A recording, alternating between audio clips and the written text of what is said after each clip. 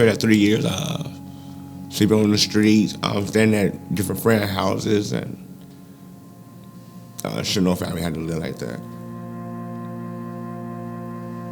A lot of people have a home and they don't realize what a roof and a building can do for somebody.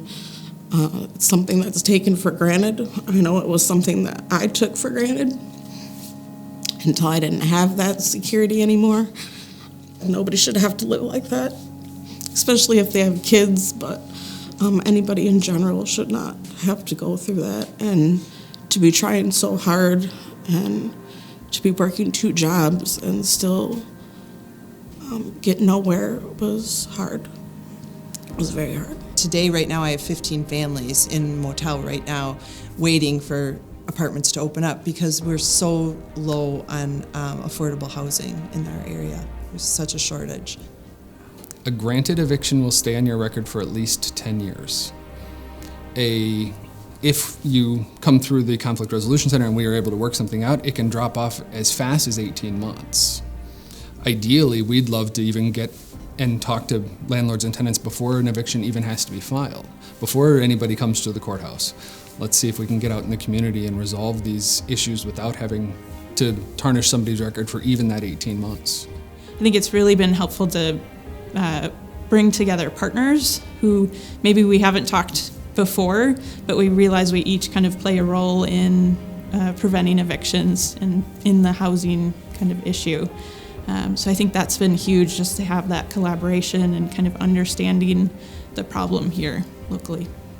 So it was organizations like this, we wouldn't have been able to keep business, doing business if it wasn't provided for like the basic needs grants. December 1st, 12 o'clock. Wow. I went, Julie told me to go out there and get the key. And I was like, no way. And they gave us the key, and I was getting my boy from school. I was like, come on. I surprised them, and they started crying like, this is our house. Like, this is our house. And I'm like, I went to thank Hannah and Julie, and from that point on, we've been blessed. We've been blessed.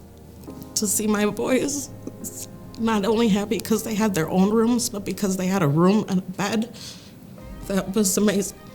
I was just excited to just go to an empty apartment, and I got there and we had a fully furnished apartment. We had couches and TVs and beds and blankets, and it was amazing. Somebody doesn't think that something as small as a blanket and a pillow would make that much of a difference in somebody's life, but it really does.